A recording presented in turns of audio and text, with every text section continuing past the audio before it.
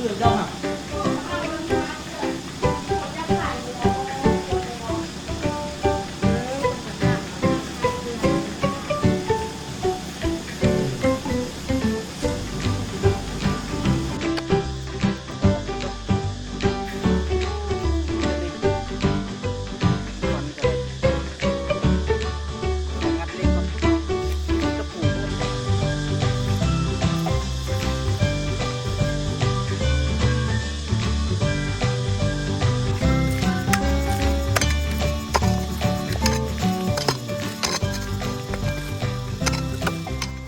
คนสบายดีตอนเช้าเนาะมื้อนี้นี่กะเกี่ยมนะทุกคนเกี่ยมสิได้มัดเหล็กต่อแล้วก็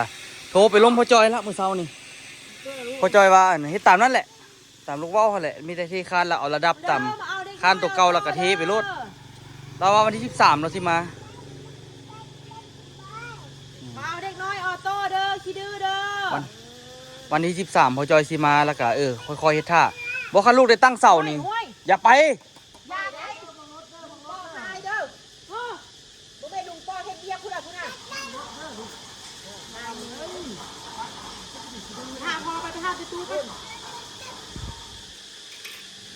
ลุงโป้ให้แท้เป็นคุณมันละวะโอ้หมดละลูกไปยิ้มแม่เอาไปยิ้ม เอาไปทิ่มกูเงียบไปไปพามันไปทิ่มไปมันสูงโพดบ่เอามึงดูเอามึงดูเอาไปทิ่มแต่ว่ามันตีสะดุดล้มลงน่ะโอ้ไปเบิ่งมันไหม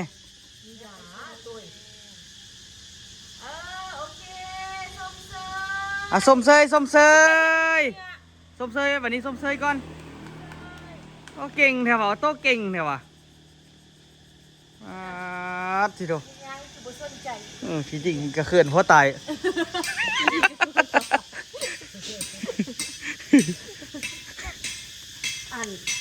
เดี๋ยวนี้ฮะนะเห็นทงยาเห็นขี้ยาเดี๋ยวแม่เฮ็ดวางไว้ฮะนะจับแล้วกับไปทิ้มเจ้าทางจับแล้วกับไปทิ้มดีแล้วเขาสอนมันแต่น้อยๆนะนี่ว่าที่สอนเนี่ยมันเฮ็ดเองโอ้ข่อยเคยสอนก่อว่าเพราะบุเคยสอนว่าเอาจับนี่เด้อแล้วข่อยกับพามันไปทิ่มก่อนเธอหน้าเอาคันมีขี้เหงื่อเราเอาไปทิ่มตัวนี้สิข่อยสอนมันแต่ดนละปีหน้าให้ล่างถ้วยช่วยแม่ละต้องให้ส้มเลยเดี๋ยวเด้อกินต้มไก่ทุกคนมื้อนี้กูน่ะเอาความต้มไก่นะไก่เฮาเลี้ยงเองนี่แหละทุกคนแซ่บเด้อไก่เฮาเลี้ยงเองนะโอ้อย่าวางไฟเด้อเอาโตเด้อ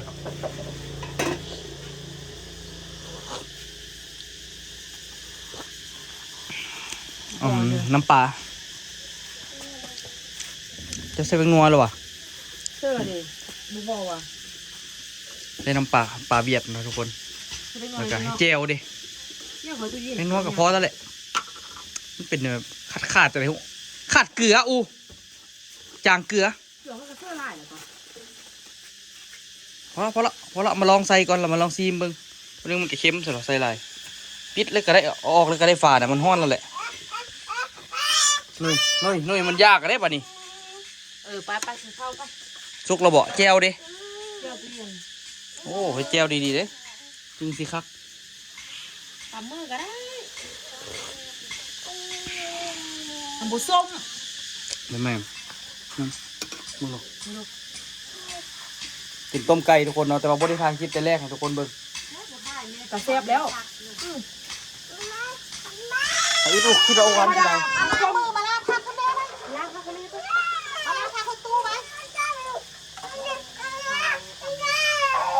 ได้แล้วแหละแซ่บละอีกหน่อยนึงน่าจะน้ำไก่ยังบ่ทันออกรู้ป่ะน้ำนัวของไก่ยังบ่ทันออกดีมันเลยเป็นแบบยังบ่ทันคักนะเคี่ยวนิดนึงก่อนแม่นเราบอกน้ำนัวของไก่ยังบ่ทันออกดีเถอะเคี่ยวนิดนึงเอาข้ามเกียมท่าเขาเกียมกินข้าวหิวข้าวละกินข้าวแล้วสิไปมัดเล็กแล้วทุกคนโทรไปถามพ่อจอยแล้วทุกคนตัวซีวางกันนะบัดแล้วตัวซีไปเอารอเก็บบางหินคูดเอาตัวเก่าเนาะก็สมปูนจากเป่านึงแล้วให้ต้นตาลมาช่วยเขาสิตั้งเสาทุกคนตั้งเสาแล้วตัวซีเล็งดีๆแล้วตัวซีคุดวันนั้นคุดให้ได้ตามระดับแล้วก็บัดแล้วก็ขุดขุมตั้งเสามื้อนี้ยังกีฬาให้ไม่ได้ตั้งเสาเนาะหลังจากตั้งเสาแล้วก็มื้ออื่นมัดเล็กอย่างเดียวเล็กเขาก็ซื้อมาละ โอ้ยแต่กับบุ้งสิพอบอนะทุกคนเนาะมัดเหล็กมัดรางใส่จนเบิดถิ่มปะไว้และกะไปแล้วก็ตีแบบเทอย่างเดียวแบบนั้นซ้ำสิเททุกคนเลยเทแล้วเทแล้วเทแล้วเทขึ้นไปและกะสิสั่งบล็อกมาก่อนเนาะก่อนหมดสิสั่งบล็อกขึ้นมาและกะคิดว่าสิเทจนอีกเสาหนึ่งจังไปคิดว่าสิเทเสาอีกเสาหนึ่งอยู่หันและกะสิเทคูมานี่และกะเสากับเบิดแล้วได้ป่ะนี่ สิได้เกี่ยมเทเสาไปอีกเนาะแล้วก็สิมัดเหล็กเทคานลุมคานถึงให้มันแล้วทั้งเบิดปะไว้แล้วทั้งนี้ปะไว้แล้วไปแล้วก็เฮ็ดทั้งนั้นบัดนี้ทุกคนเนาะทั้งนั้นสิโจ๊กไว้ก่อนตัววางเฮ็ดทั้งนี้ให้มันแล้วก่อนเฮ็ดฟังนี้ให้มันแล้วเบิดละทั้งนั้นจึงว่ากับน้ำหลังเนาะนุ่ยให้แล้วไปหาแม่ไปโตไปหาแม่ไปจังหน่อยกินข้าวกูคำไว้ลูกเจ้าหิวข้าวเด้อ อ่ะแล้วจึงไปลงมือทุกคนกินข้าวก่อนเนาะกินต้มไก่แซ่บๆแล้วจึงสิไปเฮ็ดอันนี้โดยสิฝั่งนะไม่เอาไม้ตอกแล้วก็สิเล็งเพียกแล้วก็สิขุดก่อนก่อนอื่นเบิดขุดอันนั้นแล้วก็ขุดคุมดีๆแล้วไปแล้วก็จึงเอิ้นต้นตาลมาช่วยเนาะมาช่วยนั้นแล้วตัวสิผสมปูนตีปูนพอไว้แล้วก็ซอกเก็บมังหินเนาะซอกเก็บมังหินเท่านี้แหละซ้ำซาเอาให้มันได้ในใส่คุมเสาหั่นเนาะจังว่าเดี๋ยวทุกคนเวียกมันยังหลายอยู่นะมันก็วางแผนนี่เลยเนาะวางแผนการเฮ็ดเวียกแต่ละเทื่อแต่ละมือให้มันแล้วเนาะไปกินข้าวก่อนไอ้มืดเอาพลังก่อนโตจะกินข้าวทุกคนให้กินข้าว สมหน้าเด้สมหน้าปกติหิวข้าวปกติบุมักกินข้าวหลาย น้องจับให้จันแบบนี้ ใส่เกลือไปงัวหรอวะธรรมดาต่ำก็ต้องใส่เกลือไปงัวเพราะมันสิฟงเข้าตาเจ้าหัน เข้าใจแล้ว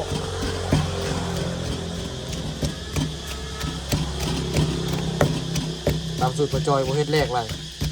เอาเกลือเอาไปอ่อนน้ำปลาเสื้อเอาน้ำแกงเสื้อกินเที่ยว คิดว่าเห็นเจ้าของป้อมเพิ่งเอา พวกยามันฟงเข้าตา พี่ฟุ๊กท โคตรหอมอ่ะ ำสูตรไหนสูตรมันเหรอเนาะน้ำปลาเวียดถ้วยใส่ไปดิ พอแล้วเค็มย่างน้ำแกงใช่ไหม เจียวเขาก็ค่อยจ้ำเหรอเนาะ น้ำแกงใช่ไหม ใส่กับอะไรวะ น้ำแกงซึ่งมันจะส้มๆหน่อยนึงแล้วตัดส้มหน่อยนึงเอาบ่ พอละ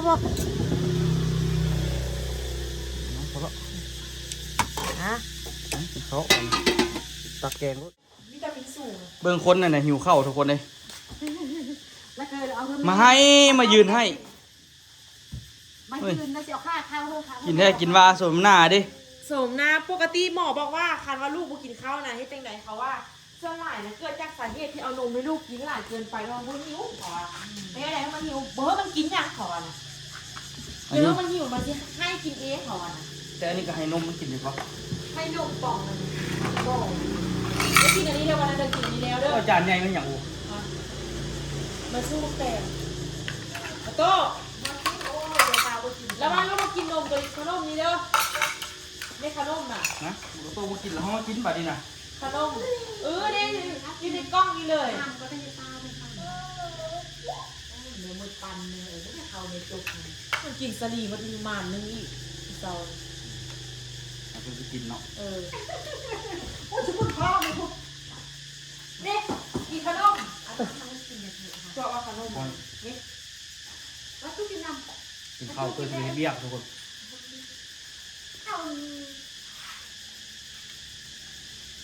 มันเป็นยังไงอูมันเป็นหวานล่ะ มันเป็นอันนี้แล้วหอมยอดเข้าไป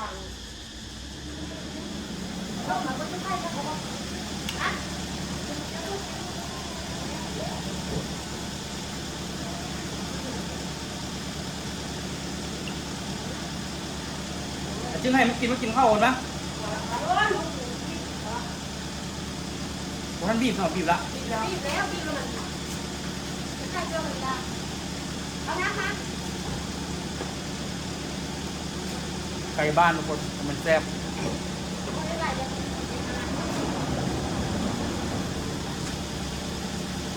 คุยที่ซื้อตัวมันน่ะตัวเป็นรสนมนัวเด็ดกระบอก เป็นมาก ไม่งั้นว่ากินยากคือบ่ออก สนุกนะสนุกกว่าน้อยยังเพราะมันสนุกมันเป็น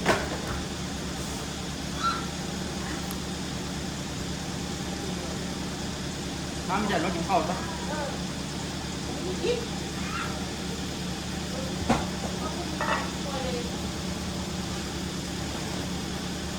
อ่ะ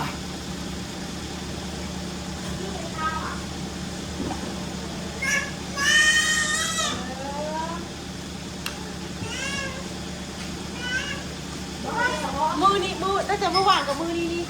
มีคนมาห้ามซื้อหัวซื้อขวดอย่างนี้ก็ขวดข้าวกันก่อน เพื่อนเจ้าห่ะ ก็มาห้ามเราที่บ้านเนี่ยมีคนยักษ์ใส่หัวมองคนไปมองเฮ้ยคนจะห้ามมาห้ามให้เพื่อนนี่ห้าม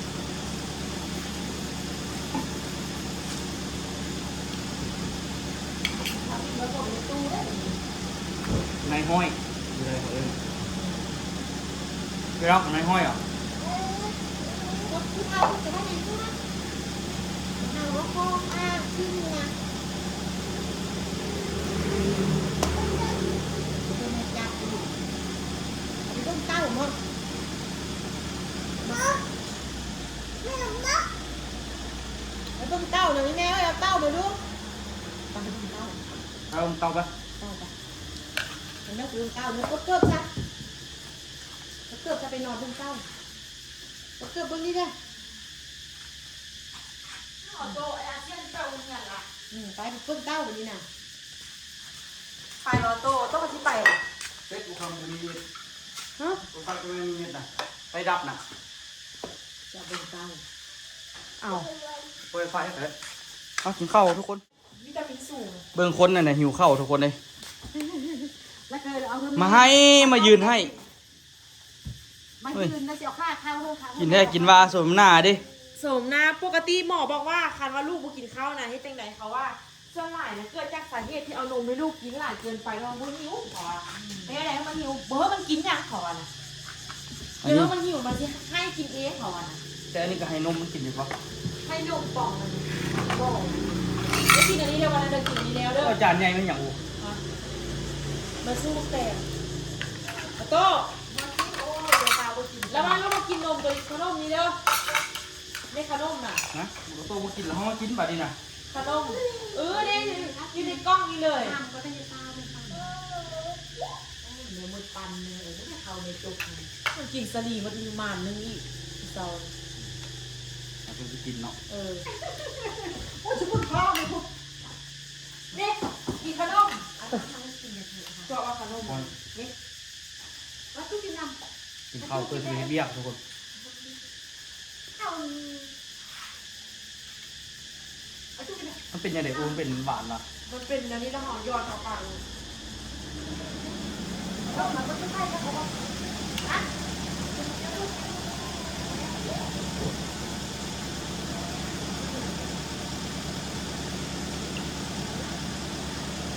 จึงให้มันกินข้าวก่อนนะท่านบีบสำหรับบีบละ บีบแล้วบีบแล้วมันใช่เรื่องอะไรกันเอาน้ำมา ไก่บ้านทุกคนมันแซ่บ ไม่ไหวเลย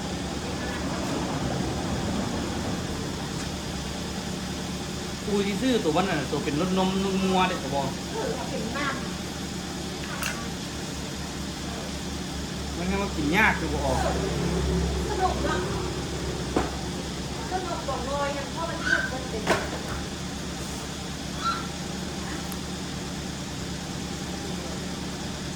มาไม่จัดมากินข้าวซะ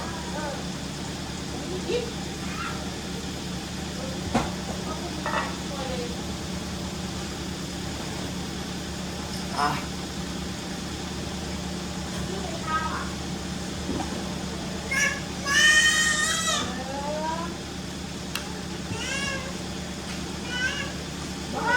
มือนี่มือตั้งแต่เมื่อวานกับมือนี่นี่มีคนมาห้ามซื้อหัวซื้อขวดอย่างนี้ก็ขวดข้าวกันก่อน เพื่อนเจ้าห่ะ ก็มาห้ามเราที่บ้านเนี่ยมีคนยักษ์ใส่หัวมองคนไปมอง เฮ้ยคนจะห้ามมาห้ามให้เพื่อนนี่ห้าม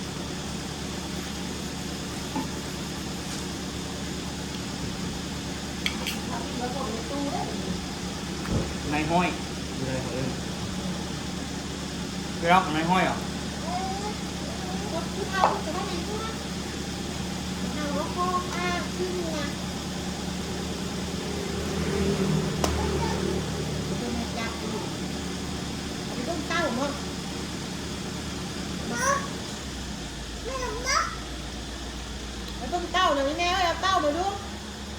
จะเป็นเก้า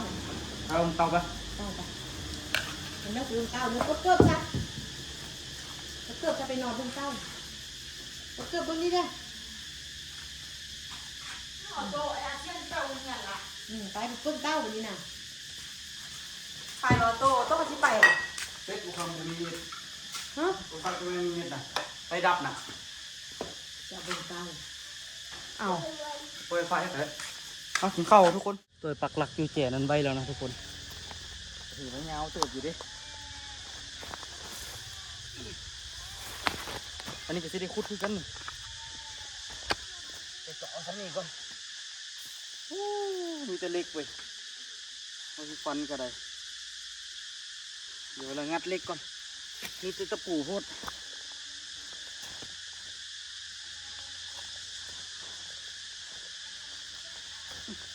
โซ่มันจะจอบจะสิรุด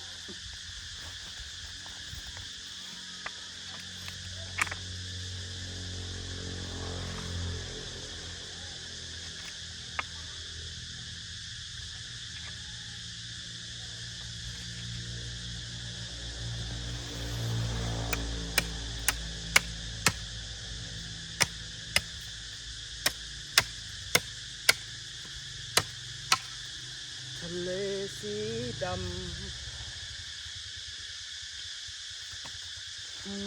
ฉันกลัว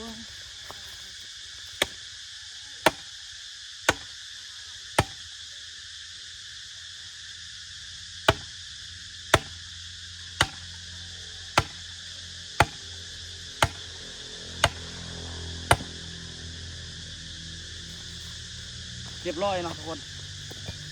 จะตัวไปเล็งเทียบอยู่ฝั่งนั้นมาฝั่งนี้ก่อนอยู่นี่ท่าทุกคนเด้อ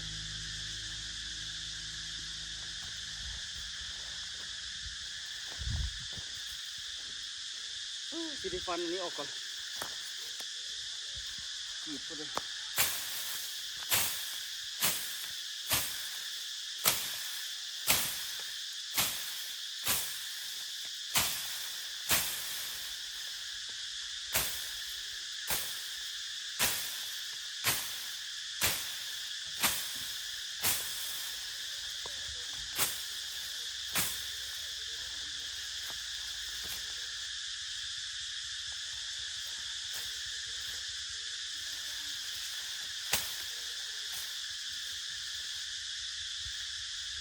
ไปวะ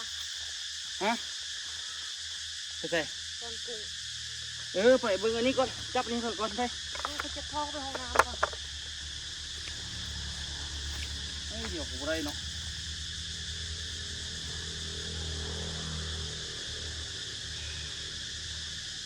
นี่ท่าทุกคน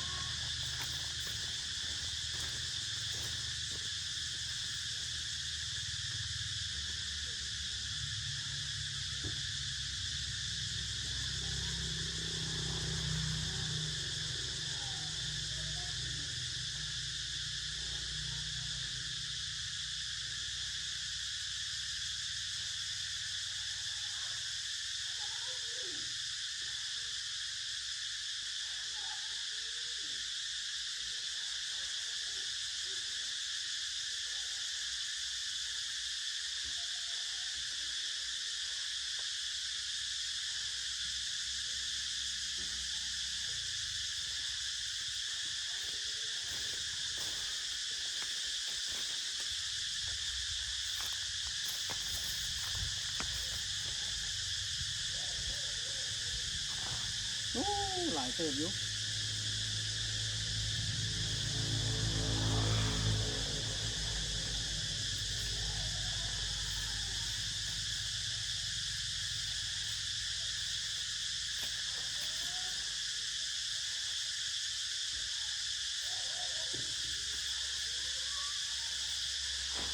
สมควรนะทุกคนก็จอยกับเฮ็ดเวียกสั่งเวียกให้เอาว่าไว้ในเบ็ดเข้าไปบอกไกลาย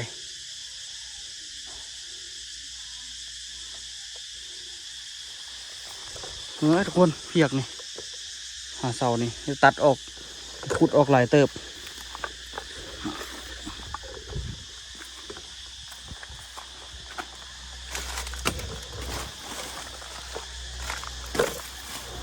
มือน้ำเบิ่งน้ำทุกคนน้ำที่ตัวเฮ็ดไว้เนาะแต่ก็ยังบ่ได้ซีมจากบาทมันออกฝาดๆซีมครับบาทหนึงละยันมีพยาธิเนาะแต่ที่จริงอยู่ในป่าก็ช่วยได้อยู่เด้บ่มีน้ำนี่บ่มีสิทธิ์เลือกเว้าเรื่องพยาธิดอกพยาธิพะเยาบ่ได้เว้าดอกเนาะเบิ่งน้ำบ่ได้หลายคันอยู่ในป่านี่ก็พอกินอยู่ได้ทุกคนมันเหี่ยวมันข้างเบิดเนาะเจาะนี่อีกก็ได้กินน้ำอีกนี่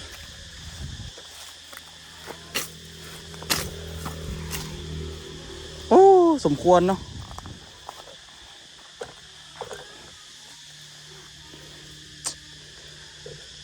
มันแมนอยู่บ่ดิเหรอ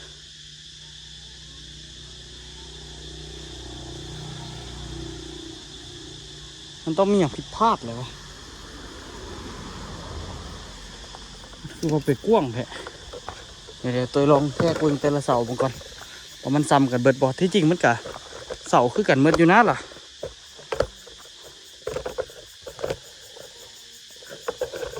ก็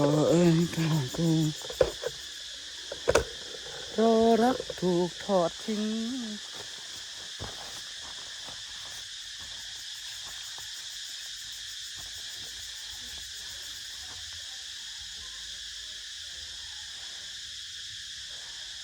แต่เป๊ะอยู่ได้ล่ะ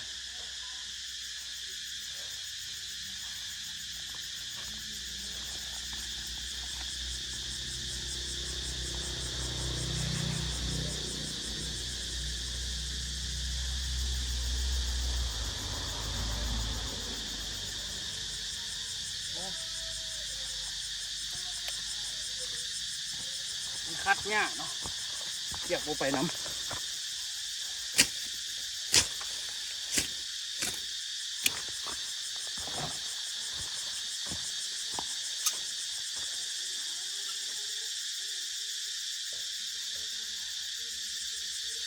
ยาวมันมีแต่สอยออกก่อนเนาะ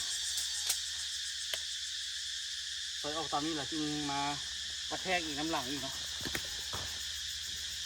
มันกับโบได้อย่างไรหรอกมีแต่แถวๆนี่แหละมันต้องได้ตัดหลายเลย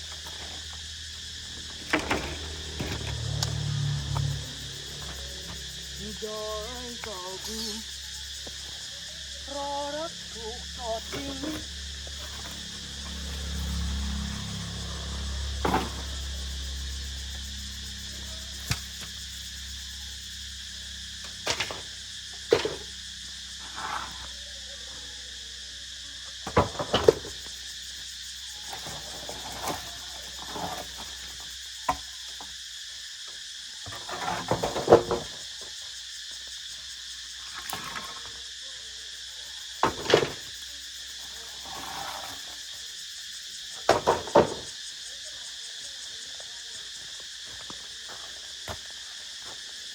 ตัวนี้นี่มันคือกว้างแท้แมนอยู่บ่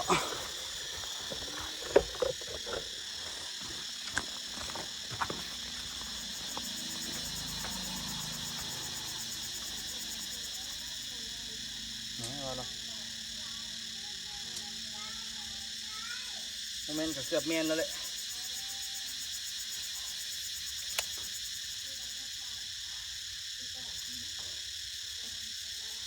แต่ถามว่าให้มันเป๊ะเฮงบอกกับบุเป๊ะเฮงอะไรก็ได้ทุกคนบ่เป็นเงินเนาะมันห่วยใส่ถุงมือเก่ากันบ่ป่ะ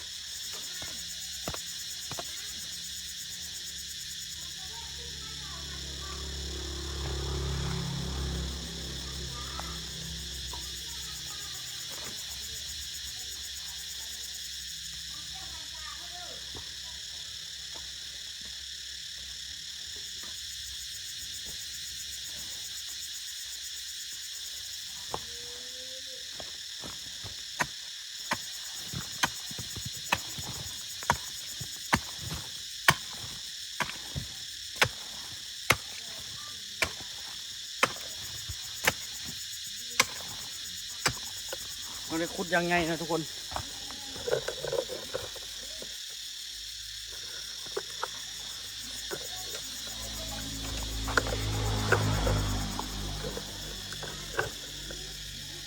คือสิสมควรอยู่เนาะ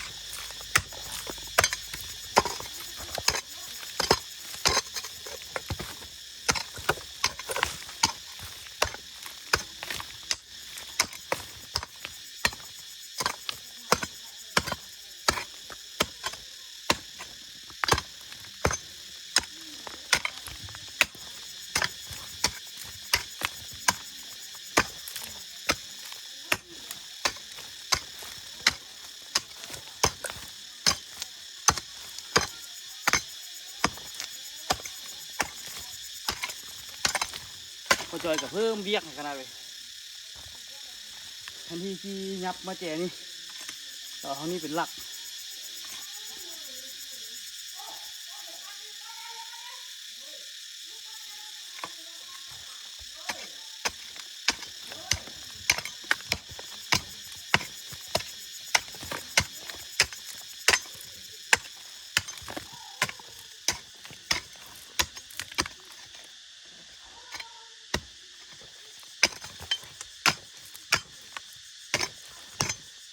ต้องได้ค่อยๆขุดทุกคนเพราะว่าเป็นบางหินเนาะ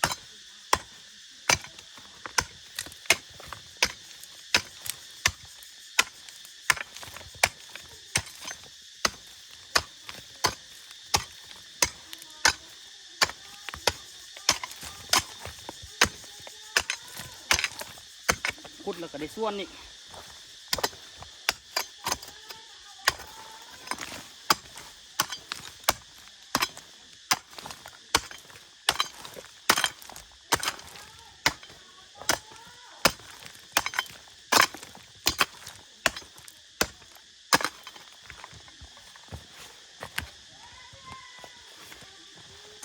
ค่อยๆซับวันนี้แหละไปทุกคนเติบหนึ่งอยู่เนาะ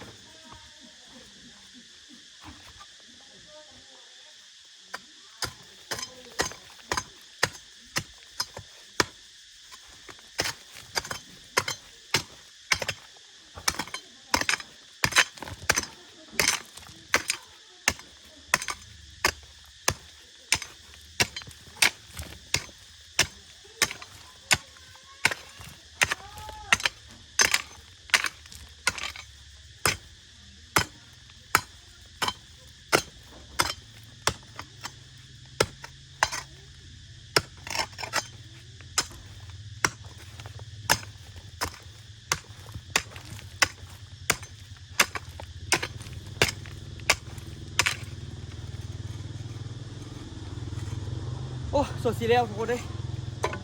ติดตามเด้อโอ้โหธรรมดาเลยงานนี้งานหยาบอยู่เนาะเดี๋ยวค่อยๆซับไปแล้วก็ค่อยๆส่วนเนาะแถวนี้นี่มันหลายลึก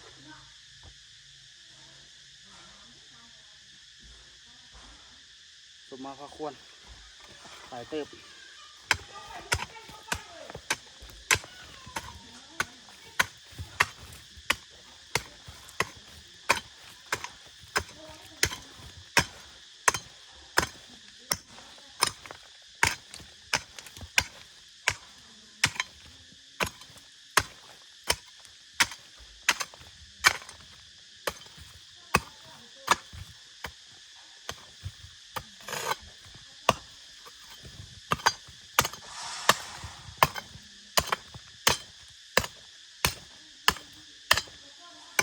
เดี๋ยวค่อยๆซับทุกคนงานยาวเนาะงานยากเนาะสดสีได้มาหน่อยหนึ่งเกือบตายทุกคนเลยทั้งห้อนทั้งเมื่อยตัวเลยเอาขนมนี่มากั้งเนาะขนมผัดขาดตัวนี้แต่ยังพอสวยได้พิลึกพิโลขนาดเลยดินพัดดินแข็งเนาะค่อยๆซับจอกจอกกินนี่แหละสุดยอดเลย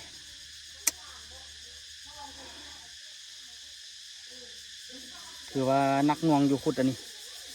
แต่ก็สู้นะทุกคนเนาะสู้เต็มที่นี่เก็บมาได้จังหวะหนึ่งละโอ้บ่ธรรมดาบอกเลยบ่ธรรมดากลุ่มนี้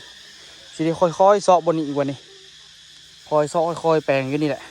จนกว่าสิแล้วเนาะลุยต่อทุกคนบ่รีรอดอกเนาะขุดไปป้าที่ดูตอนนี้บอกเอาน้ำมาให้ละหนักหน่วงดินมันเป็นแบบดินลุกลังนะทุกคนนี่ว่าดินมันมีก้อนหินก้อนอย่างส่วนที่ขุดออกมาได้อันนี้นี่เข้าเห็นว่าเห็นหอยบ่ทุกคนตัวซับเป็นแล้วบ่ไว้เนาะก็ถือว่าอีกเติบหนึ่งอยู่แต่ว่ากะเฮ็ดจังได๋ก็ได้มื้อนี้ให้มันแล้วเนาะทุกคนถ้าบ่แล้วนี่ก็ยุ่งอีกเนาะ ซับให้มันแล้วเต็มที่แล้วก็ให้มันได้ขุดขุมตั้งเสานะทุกคนก็ถือว่าเติบหนึ่งอยู่เปียกนี่สมควรเนาะแต่กับตัวสิเต็มที่กับมันกะว่าช่วงสงกรานต์นี่กะนักกีฬาก็ให้มันได้ตั้งเสามัดเล็กอย่างแล้วเมื่อทุกอย่างเนาะ มื้อนี้วันที่8ที่9บ่บางทีเดี๋ยวบ่จื้อตัวที่7ป่ะที่8ป่ะมาแล้วก็มัดเล็กอันนี้ปลาไว้ทุกคนมันบ่ได้เห็นได้สายตัวสิมัดเล็กอันนี้ปลาไว้เนาะมัดเล็กกอดเสาอย่างที่แรกก็ให้มันได้ตั้งเสาเนาะเคาะเอามาหินเท่านี้แหละใส่ให้มันได้ตั้งเสาแล้วก็มัดเล็กคานปลาไว้คานลุมคานนี้ปลาไว้แล้วก็ตีแบบปลาไว้เนาะซ้ำซาได้เงินน่ะนะซื้อหินซื้อทรายแล้วก็มาลุยบัดนั้นนะทุกคนมันก็ถึงไว้เนาะอันไหนพอเฮ็ดได้ก็เฮ็ดไปก่อนทุกคนเป็นเด็กก็ฝากทุกคนเป็นกำลังใจเด้อเดี๋ยวตัวสิขุดไปเรื่อยๆเนาะ ไปเจอกันคลิปหน้าทุกคนบ๊ายบายทุกคนสบายดีเด้อให้อูเอานำมาให้ละเดี๋ยวสิตายมาไม่มาช่วยกันไหม เมื่อย ช่วยกันได้ไหมให้แต่กันเฮ็ดผู้เดียว เฮ็ดโลด ช่วยกันได้ดูข่อยสิขุดเจ้าหรือสิเจ้าหรือมาส่วน บ่ต้องไปซ้อนนะ ซ่อนอย่างเบิ่งดูเบียกนี่บ่ได้ซ่อนดอกเบิ้มือกับบ่แล้วดอกนี่นะพ่อจอยก็เพิ่มเบียกขนาดเลย เขาบ่อยากให้เขาเจ็บ ใช่ละทุกคน เอวว้าย คันพ่อจอยดึงเพียกให้มันเวทอันนี้ใครเนี่ยป้าถูกขุดอันนี้บ่ธรรมดามีแต่หินลูกลัง แต่ก็ได้อยู่ฮะสู้เต็มที่